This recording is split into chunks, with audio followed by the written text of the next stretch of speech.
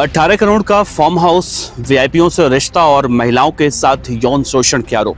कौन है अशोक खरात जिसकी चर्चा हो रही है इस वक्त सोशल मीडिया पर, या फिर आप किसी भी प्लेटफॉर्म पर जाते हैं, फेसबुक, इंस्टाग्राम, व्हाट्सएप, यूट्यूब, हर जगह एक ही रील देखने को मिल रही है। वो रील है अशोक खरात की, जो अपने आप को बहुत बड़ा ज्योतिषी कहता था, जिसने कई महिलाओं के साथ दुराचार किया। अशोक खरात का वो वीडियो सोशल मीडिया पर जब वायरल हुआ, जिसमें उसने महिला आयोग के अध्यक्ष के साथ रंगरलियां मनाई हैं, जिसके बाद महाराष्ट्र की उप मुख्यमंत्री ने महिला आयोग के अध्यक्ष रूपाली का इस्तीफा लिया है। लेकिन चर्चा इस बात की है कि अब जो चर्चा हो रही है कि आखिर कौन है अशोक खरात, कैसे महाराष्ट्र के एक गांव में आया, अचानक 17 से 18 एकड़ जमीन खरीदा, वहां पर शिव मंदिर का स्थापना करवाकर अपने इस काले कारनामे को जोड़ता चला गया। आज के इस वीडियो में बताएंगे आपको। नमस्कार, मेरा नाम है देवनाथ पांडे।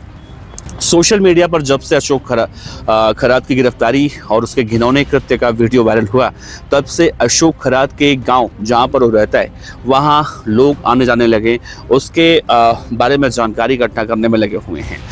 बीबीसी हिंदी की एक रिपोर्ट के मुताबिक अशोक खरात के बारे में ये भी जानकारी आई है कि वो कुछ लोगों के अलावा किसी को अपने पास तक नहीं आने दिया करता था।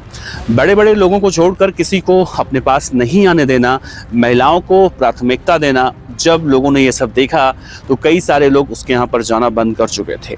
महाराष्ट्र के मीरगांव के संतोष हिंगे ने बीबीसी से बात करते हुए कहा है कि सिन्नर तालुका का एक गांव है जिसकी आबादी लगभग 2500 है। इस गांव में अशोक खरात ने शिवनिका संस्थान की स्थापना की।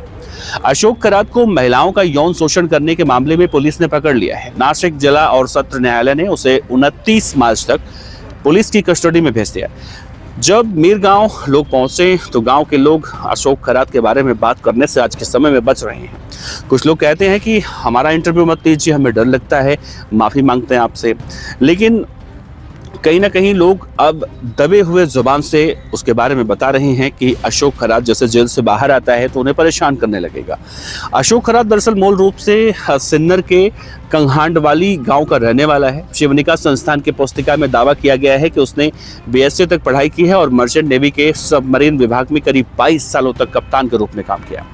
मीरगांव के एक संतोष हेंगे हैं, बीबीसी से बात करते उन्होंने कहा है कि अशोक खरात को हमारे गाँव में आए हुए 15-16 साल हो गए। सबसे पहले 17-18 एकड़ जमीन खरीदता है, उसके बाद ईशानेश्वर महादेव की स्थापना करवाता है, भव्य मंदिर बनवाता है और उसे एक आकर्षक रूप देता है। उसकी वजह से महाशिवरात्रि और श्रावणी सोमवार को लोगों की भीड़ भाड़ होने लगी, यात्राएं होने लगी। महाराष्ट्र समेत देश भर में इस वक्त नासिक के अशोक खरात मामले की चर्चा जैसे हो रही है। इस मामले में धार्मिक अनुष्ठानों और पूजा के नाम पर महिलाओं के साथ यौन शोषण के आरोप का मामला सामने आया है और इस मामले में मुख्य जो आरोपी है अशोक खरात, इसके खिलाफ गंभीर शिकायतें फिलहाल दर्ज हुई हैं। अशोक खरात के राज्य महिला आयोग की अध्यक्षा रूपाली चाकड़कर से लेकर कई बड़े राजनीतिक नेताओं के साथ फोटो और वीडियो सामने आने के बाद आरोप प्रत्यारोप का दौर शुरू हो चुका है। पृष्ठभूमि में रूपाली चाकड़कर ने राज्य महिला आयोग के अध्यक्ष पद के साथ साथ राष्ट्रवादी महिला कांग्रेस की प्रदेशाध्यक्ष पद से भी इस वक्त इस्तीफा दे दिया है। महाराष्ट्र महिला जो राज्य आयोग के अध्यक्ष हैं, एनसीपी नेता रूपाली चांगकर के इस्तीफे के बाद मुख्यमंत्री देवेंद्र फडणवीस ने कहा है कि वो महिला आयोग के अध्यक्ष हैं और उनका उस व्यक्ति से घनिष्ठ संबंध था जिसने महिलाओं के साथ दुर्व्यवहार किया था, जिसे वो अपना गुरु मानती हैं। ऐसे हालात में इन सभी मामलों में न्याय नहीं मिल पाता है। उन्होंने ये भी बात स्वीकार की, अपना इस्तीफा दिया। अशोक खरात अंक गणना करके लोगों का भविष्य बताया करता था। उन्होंने जो बातें भूतकाल के बारे में बताई, लोग उन्हें सच माना करते। इसीलिए लोगों को विश्वास हुआ कि ये व्यक्ति उनके भविष्य की परेशानियां दूर करने वाला है। अशोक खरात भक्तों से पूजा पाठ और कर्मकांड करवाता था। एक शिकायतकर्ता ने पुलिस में दर्ज एफआईआर में कहा है, एक चिंकोका यानी धार्मिक वस्तु 10,000 से 1 लाख रुपए तक में बेचा करता था, वहीं पत्थर लाखों रुपए में बेचा करता था।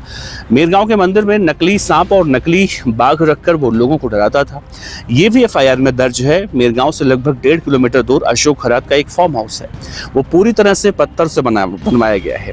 पहले यहाँ पर एक शेड जैसी छोटी सी कोठरी बनाई गई थी, लेकिन अब ये 3 से 4 मंजिला फार्म हाउस बन चुका है।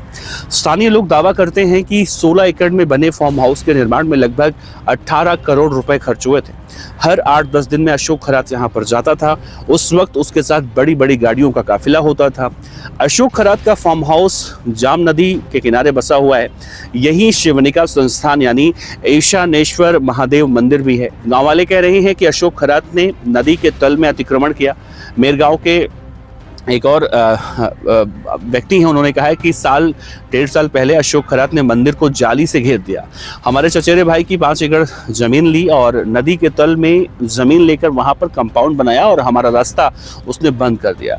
इसी वजह से उन्होंने कहा कि खेत छोड़कर गांव आना पड़ा और 2020 में महाराष्ट्र सरकार ने अशोक खरात के शिवनिका संस्थान को पीने के लिए 39 लाख लीटर पानी का एक टैंक बनवाया। बांध देने का निर्माण भी कहा गया और इस पानी की आपूर्ति बाद में अब जो है बंद करने का आदेश दिया गया। लेकिन स्थानीय लोग ये कहते हैं कि अशोक खरात ने इस पानी का इस्तेमाल सिर्फ अपनी खेती के लिए किया और इससे पहले राज्य सरकार ने अशोक खरात के ईशानेश्वर देवस्थान के विकास कार्यों के लिए भी 1 करोड़ 5 लाख रुपए मंजूर किए थे। 17-18 में यहाँ पर कामों के लिए 25 लाख रुपए की राशि मिली। जमीन के सौदों में भी अशोक खरात शामिल हुआ करता था। गाँव वालों का कहना है कि अकेले मीरगांव में उसने 50 से 55 एकड़ जमीन खरीदी है। अब तक की जो जांच हुई है ये सामने आ चुका है कि अशोक खरात के पास कुल 40 करोड़ 87 लाख रुपए की संपत्ति है। मुख्यमंत्री देवेंद्र फडणवीस ने विधानसभा में इस बारे में जानकारी दी थी। स्थानीय कार्यकर्ताओं का यह कहना है कि अशोक खरात के भक्तों में क्लास 1 अधिकारी, राजनेता, उद्योगपति और डॉक्टर जैसे हाई प्रोफाइल लोग शामिल थे। अशोक खरात की जो अपॉइंटमेंट होती थी उसे 10,000 रुपए लगते थे और 2 महीने तक इंतजार करना पड़ता था। अशोक खरात का ऑफिस नासिक के कनाडा कॉर्नर इलाके में शटर पर बड़े बड़े अक्षरों में लिखा गया है ओकस प्रॉपर्टी डीलर्स एंड डेवलपर्स।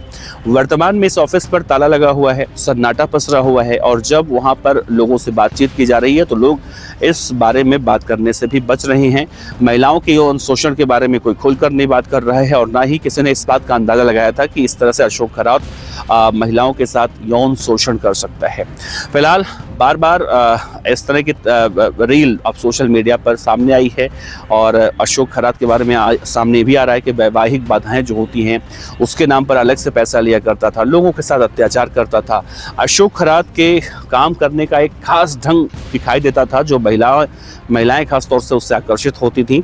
लोगों को डराता भी था, धमकाता था भी और इस कहीं ना कहीं एक महिला ने भी शिकायत की। उसने कहा है कि अशोक खरात ने उसके मन में डाल दिया था कि अगर इस बारे में किसी से बताया गया, यानी जो कृत्य करता था, तो उसकी पति की मौत हो जाएगी। दूसरी महिला को धमकी देता था, बच्चों का बुरा होगा। इस तरह से कई सारे आरोप इसके ऊपर लगाए गए हैं। लेकिन फिलहाल उसके रिश्तेदारों से इस वक्त संपर्क करने की कोशिश की जा रही है।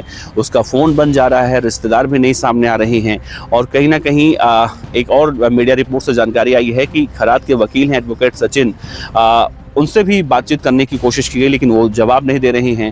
पुलिस इस मामले में शुरुआती जो जांच होती है वो कर रही है। कुछ गंभीर बातें सामने आई हैं। 24 मार्च को अशोक खरात के मामले पर, जैसा मैंने जिक्र किया, मुख्यमंत्री देवेंद्र फडणवीस ने विधानसभा में कहा था कि पुलिस की जांच में 8 महिलाओं के 35 वीडियो सामने आए।